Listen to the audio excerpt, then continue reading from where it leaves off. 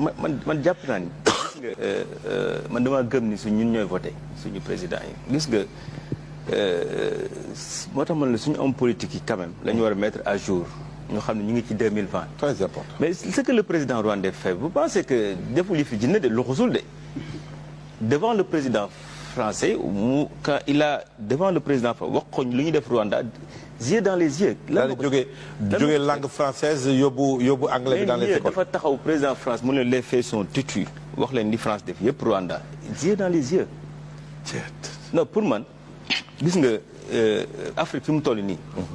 la technologie fi mu toll France la mu mënoon mënatu ko puissance France suñu bopp la des. mais Rwanda ni mu humilier France moo gën a ñaaw lépp mujjul fenn ana président Rwanda dañ ko fay jëlee tant que ñu ngi may suñu président échappatoire naan leen non bu ngeen ko laalee da leen fi jëlee mais dañu nekk ci confort boobu gis nga dañoo nekk ci benn confort boo xamante ne moo ñu nelawloo. confort mooy lan non yéen bu leen jéem a def dara non France da leen di rey France mënul rey kenn dëkkam problème dëkkam sax mënatu koo régler c'est ça la triste réalité le problème que nous avons mooy gis nga partenaires yi ñu amaat yëpp nag.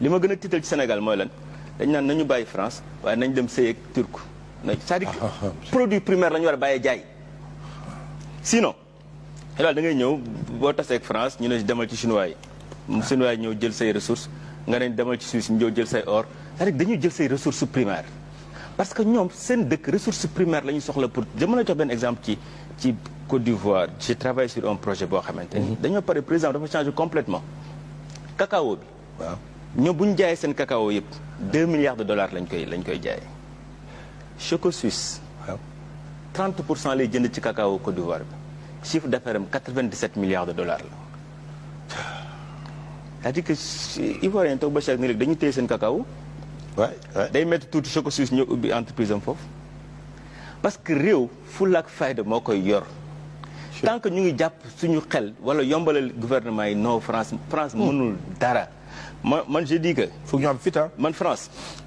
projet autoroute à péage bi. oui bu Lex Africa def man maa def étude économique ak financière bépp. gis nga moom la leen naan administration yàgg yu ñu am. waaw fa la ñu ñoom dañu nax normalement quoi parce que ñun suñu financier impôt sur le bénéfice la ñu xaar. xam nga boo amee entreprise da ngay am sa chiffre d'affaires am sa valeur ajoutée am sa excédent brut d'exploitation am sa résultat d'exploitation résultat courant avant impôt am ay résultats exceptionnels sooga la nga am ci bénéfice ngay sooga fay impôt 30%.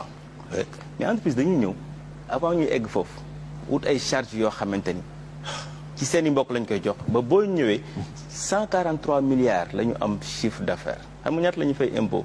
Sénégal 10 ans. autoroute à péage bi 3 milliards 203 millions. mais ils ont juste fait des optimisations moo tax ma la suñu administration bi fa ñu xaar ñoom dañ naan. donc pétrole bi même problème lañ naan am. moom parce que ils ont peut-être même surfacturé leur charge. mais c'est ça les enjeux après oui moom laa naan enjeux yi mooy loolu enjeux yi li ñu perte bis bu ñu nangoo continuer di xalaataat nii yeneen dëkk dañuy ñëw dafa ni lii pays africain lii mooy yoon bi. Babacar 60 ans nit ñi jàng nañu màgg nañu. man sama genre gi xaw ma colonisation xaw ma esclavage. te kenn moom ma c'est-à-dire que pourquoi les gens pensent c'est que il faut que bu ñu gis nga bu ñu dindee loolu ci suñu bopp. mais nekkatul ci population yi peut-être mais maintenant si nguur gi la léegi. mais population tamit ñooy fal il faut qu'ils soient responsables il faut que homme politique yi gis ni. population yi changé nañ mais nag dafa gën a yomb ci homme politique bu changé que population bu changé. gis nga homme politique mooy defar société. gis nga pédagogie par l'exemple dafa am solo ci njiit. te dañoo toll foo xamante ni. gis nga tubaab nit ñu bañee nit ñu dàqee. waaw parce que dañoo tiit dañoo stressé amatuñu alal yow nga toog ci alal ba pare ñoom ñuy continuer di ñëw di jël sa alal di ko transformer foofu te yow li nga soxla parce que gis nga dañ naan saa yoo jaayee produit primaire jaay liggéey rek nga jaay xam nga chinois boo leen jaayee gerte bu ñu ko yóbboo Chine dañ koy xolli ba pare mais xooli gerte mënuñu ko nga xool géej xam nga suuf si bañ fi laalee affaire u ndengaleer ñëpp a jóg mais exactement la ñuy def ci géej. exactement. y a pas trois choses. géej yow état bi na jéem a xool mool yi sax nan la leen aider pisciculture ñu jéem a bay jën. pisciculture jéem a xool. élevage yu jën. mais y a rien c'est-à-dire que tubaab yi ñoo la gën a mën a bay jën. la moo tax bàyyi ñu ko ñu ñëw naan la 10 000 tonnes la ñuy jël.